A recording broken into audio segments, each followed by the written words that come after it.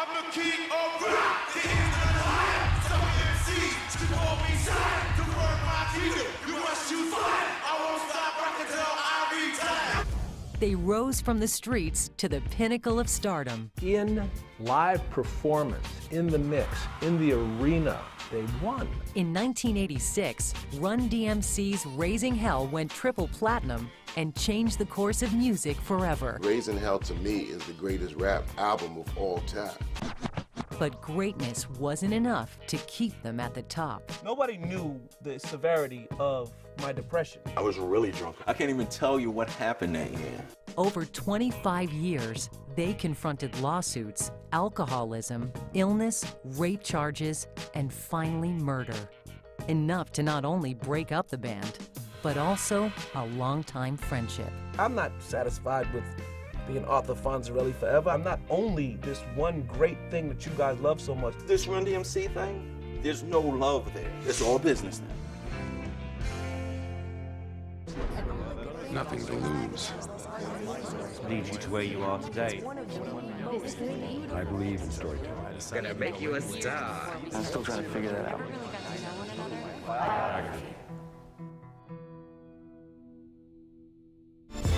They were doing what their new album promised.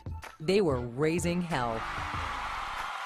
Run DMC on stage, it's almost like you can't describe it in English words. They were tremendous performers.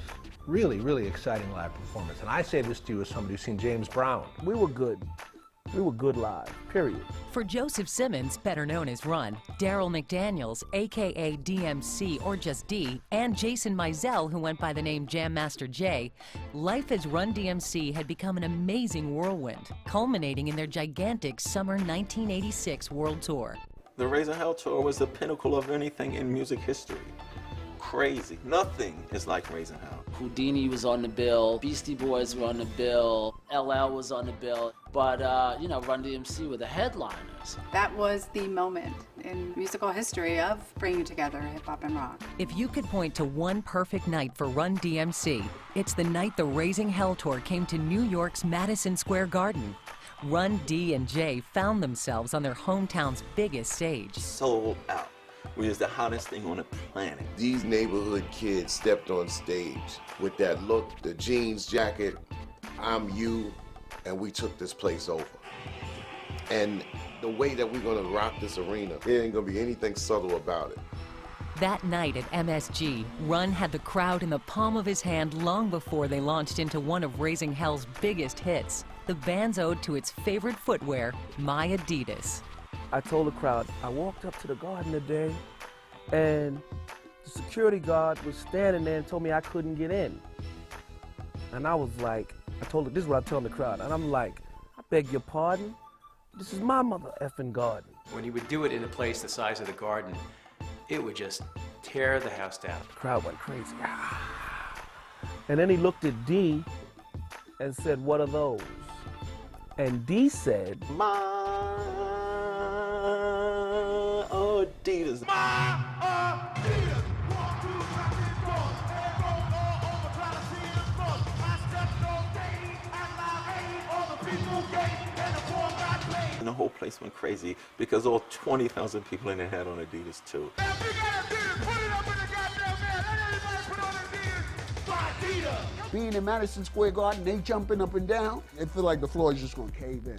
That thundering sound was heard as far away as Germany, where an uptick in sales caught the attention of Adidas headquarters. But all of a sudden, they would check the charts and the graphs of sales. What's this? There's a rap group called Run DMC and it was just like my father did when I told him, hold up, what the hell is rap and who is Run DMC? And everybody talks about Michael Jordan, Air Jordans, you know. It doesn't happen without Run DMC because before that, sneakers just sold to athletes. And if you wasn't an athlete, you was wearing shoes.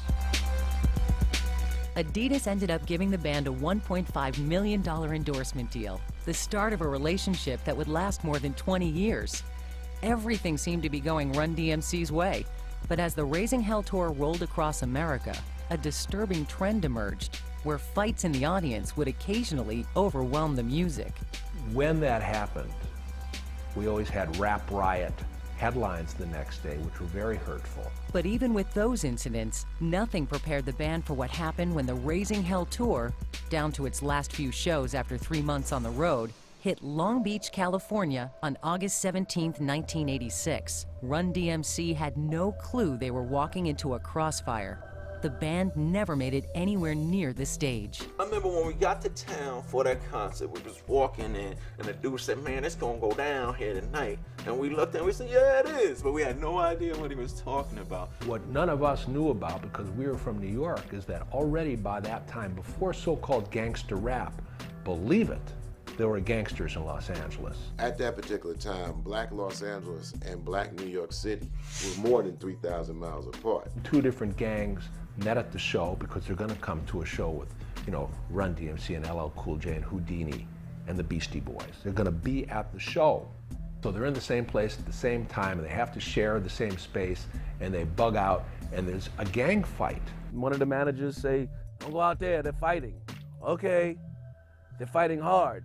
Okay. And all of a sudden, you know, you have all these people kind of rushing backstage, and, you know, there wasn't enough security to contain all the kids once they started running back.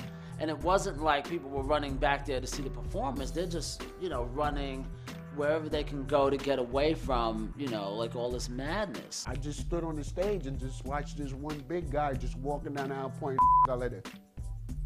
So that means when he point, that means the gang is gonna go over there and beat up that person over there. He point over there, he going over, yo, it was crazy. I didn't understand, that was scary. We was locked in the dressing room. I had a chair. Hurricane and Jay had, they broke chairs up and said, if anybody coming through this door, they all getting it. Remember Vanessa Williams was in our dressing room. He said, yo, stop that screaming stuff, because if they come through here, it's gonna go down. Somebody's leaving with some trauma in here. 45 people were beaten or stabbed before order was restored. The band immediately found themselves in the center of a media frenzy, blaming them for the riot. D&J went on television to try to tamp down the flames. If it's violence at a football game, they don't say, hey, we're gonna put a stop to football out here because this team had a problem. I'm not gonna let no teams play. But with rap and music, they're trying to throw this, you know, rap and violence thing on us, and Run DMC is gonna put a stop to that. We went in front of the press and it was like, is it true, gangster, and this and that, and rap causes this, and gangs and drugs and filth and prostitution. And our thing was this, just like good people like our music, pimps, prostitutes, and murderers and killers like it too. Run chose not to appear on TV with J&D. It was the first sign that something was wrong in the delicate alliance that was Run DMC. I left and went to New York. D&J, the troopers, stayed and addressed the press. I think I caught them on whatever, CNN type thing, sitting there, D&J talking about whatever they were saying to defend our honor. We wasn't defending Run DMC, we was defending hip-hop.